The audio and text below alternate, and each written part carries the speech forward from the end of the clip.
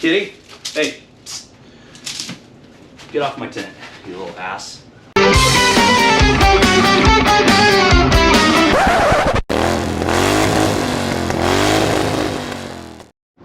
What's up, everybody? Welcome back to Circus Bear Moto.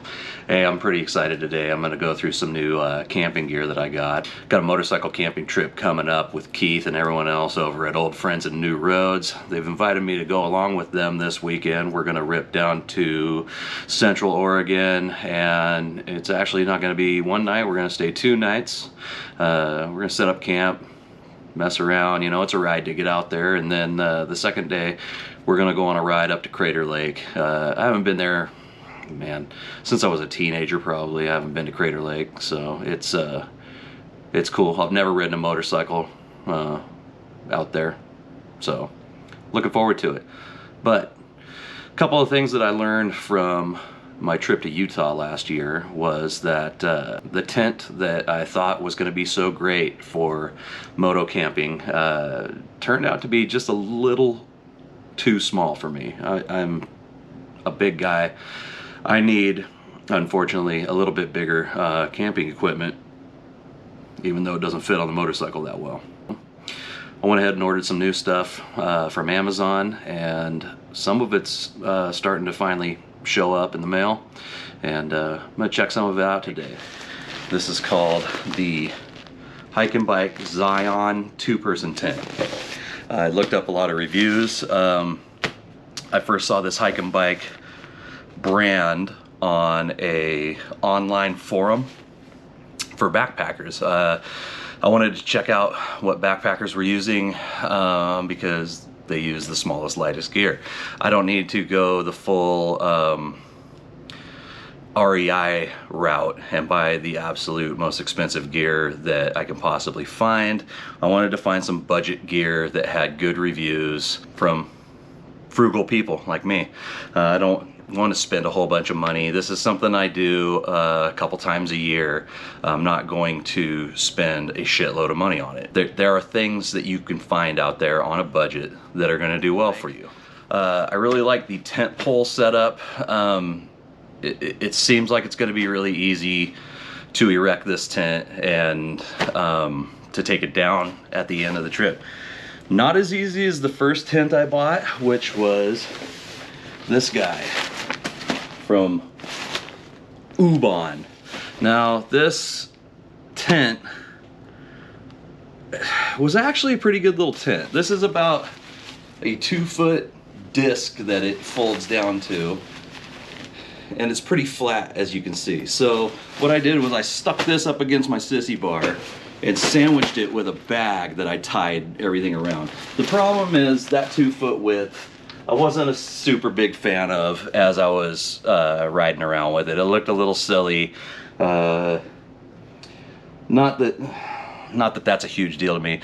One nice thing about that, the reason I bought that tent, was that you can take that round disc and basically just throw it in the air, and your tent just goes plump and falls on the ground, and it's ready to rock.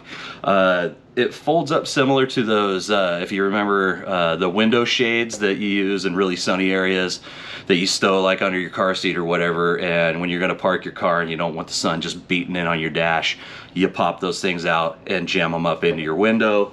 That's about what that thing sets up and tears down like. So it's super fast, super easy. That was a big deal to me because when I've ridden 300 or 400 miles, I'm tired. I just want to get camp set up as quickly as possible. I don't want to spend a bunch of time doing it.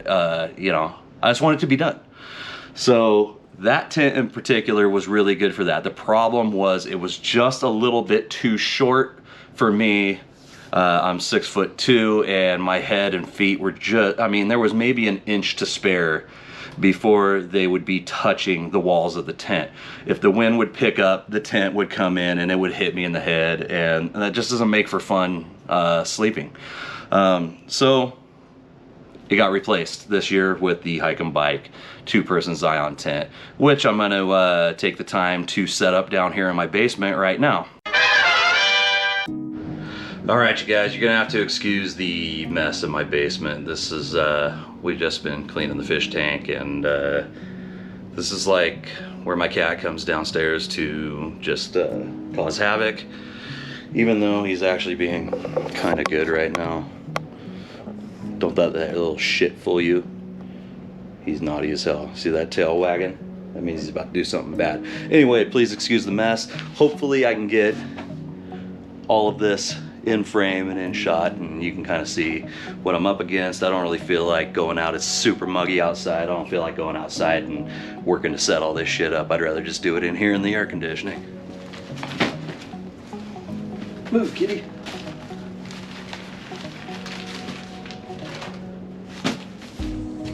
That's handy.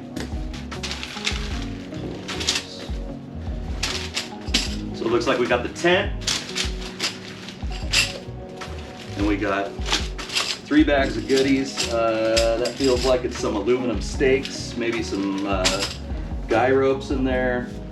This is probably the rain fly. This is the pole system. This thing, like I said, it's made for backpackers, so it actually comes with a separate ground cover that can be used.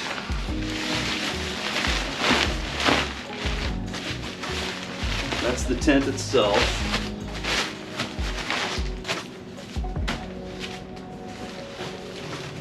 Who's this guy?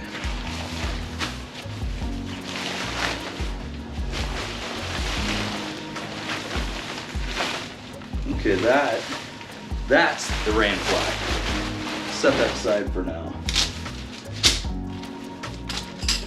I'm curious what's in this little bag. I believe it's probably the ground cover that I was just talking about.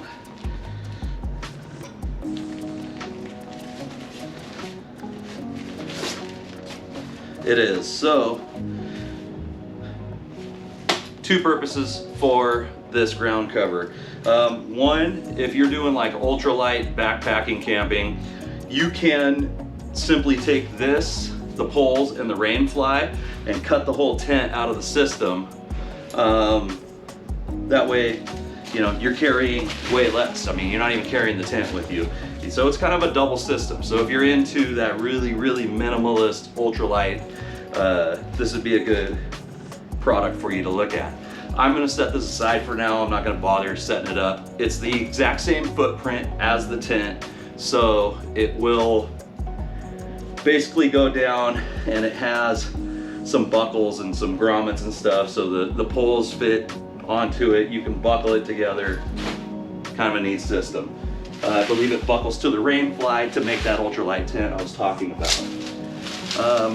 You can see it's a pretty decent footprint.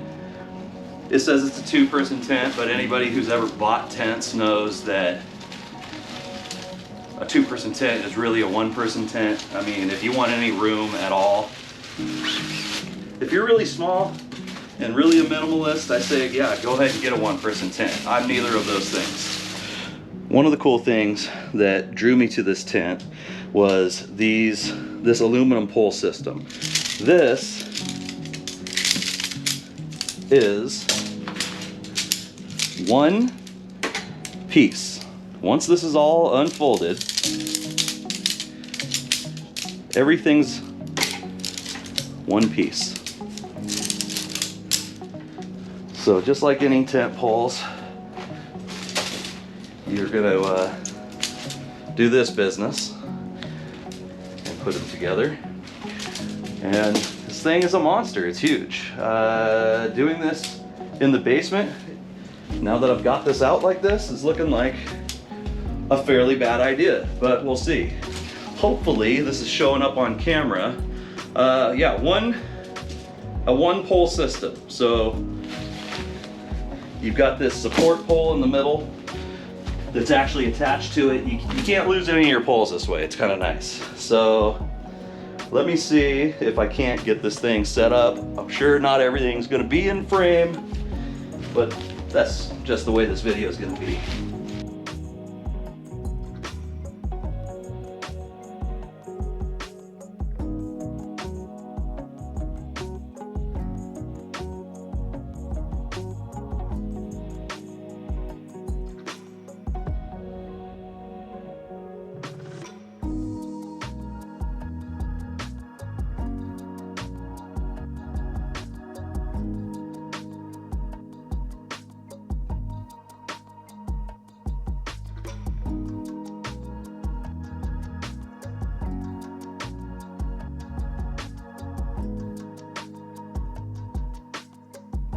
All right, y'all, that's the basic setup.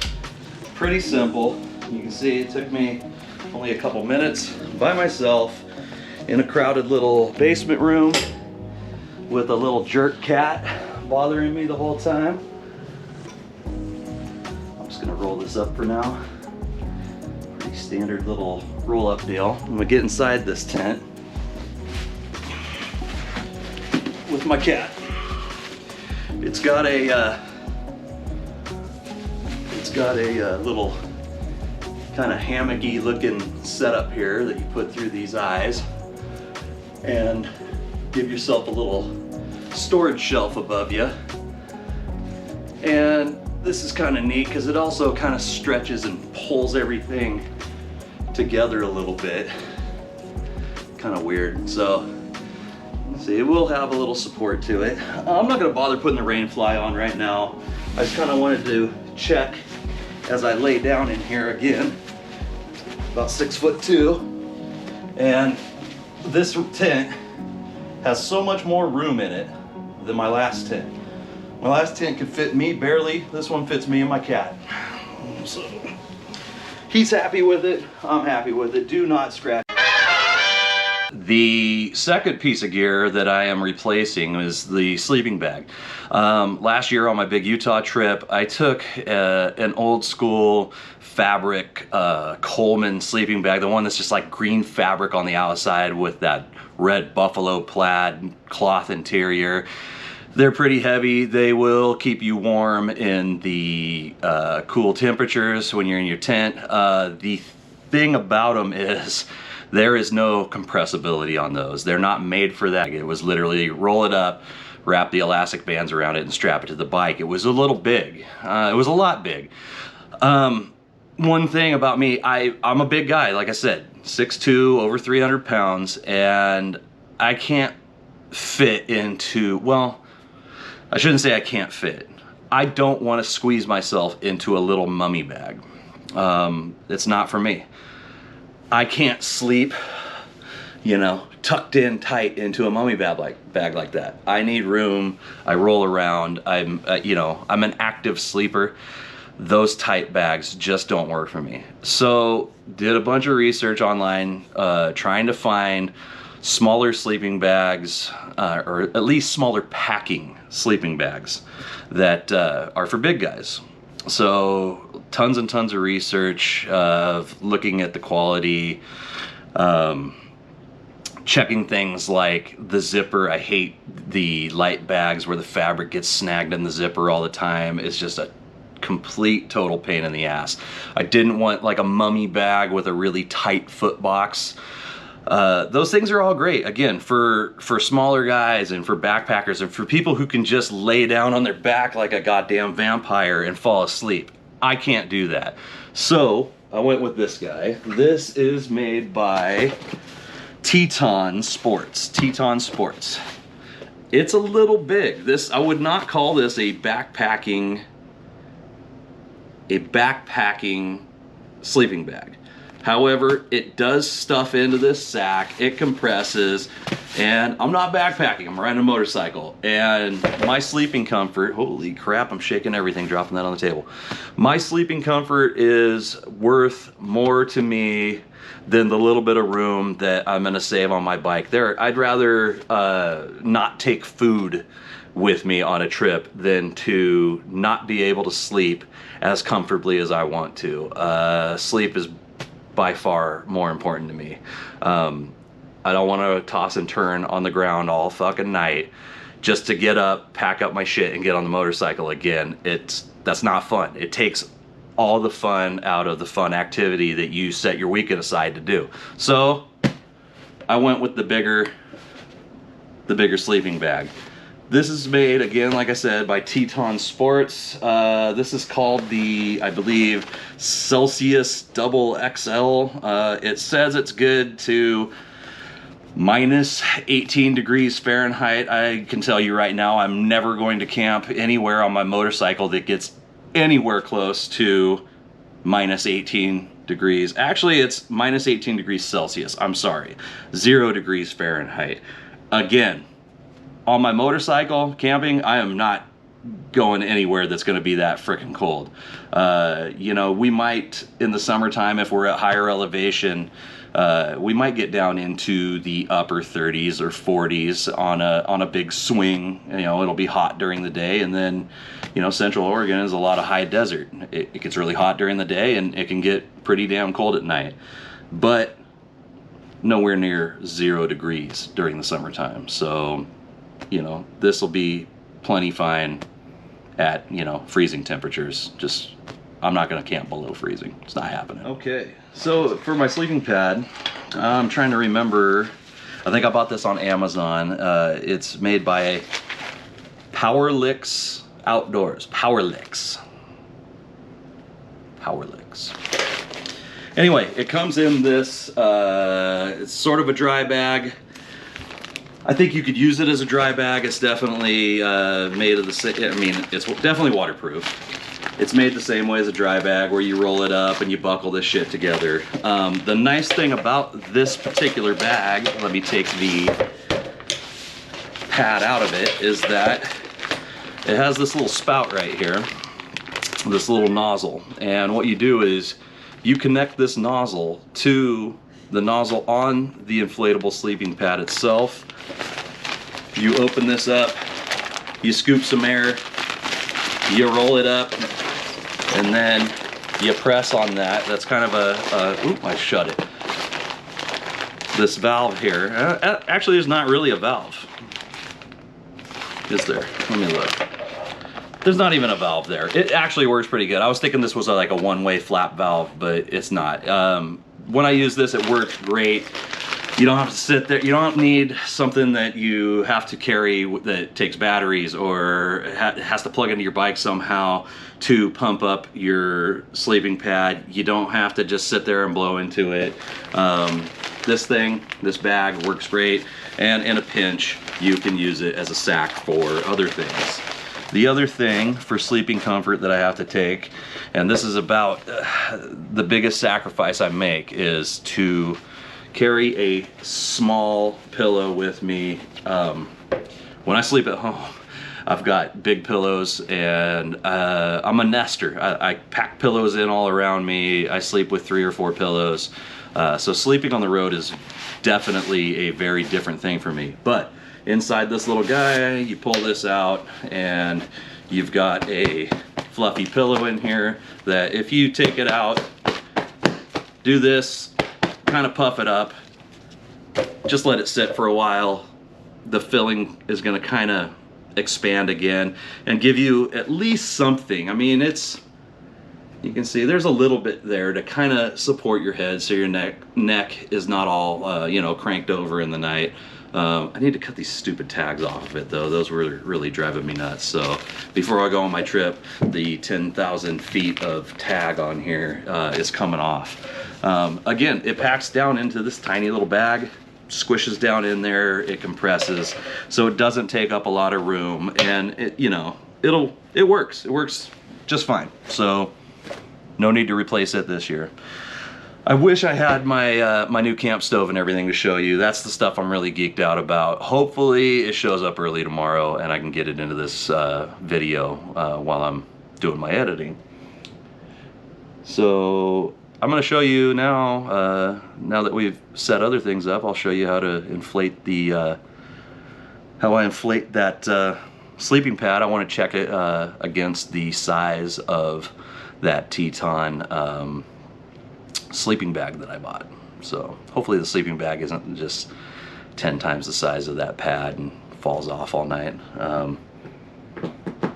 That's one thing that kind of sucks about those pads and everything. Everything's slick. The bottom of the tent's slick, the pad is slick, everything kind of moves around as you're sleeping. And when you're an active sleeper like I am, I roll around. I act out in my sleep. Okay guys, unfortunately it is the next day. My stuff has not shown up from Amazon yet, so I am just gonna have to wait it out. So I guess I'm gonna have to show you all the new gear that I'm waiting for when we actually go camping. So that's gonna be in my next video. So I'm gonna sign off now.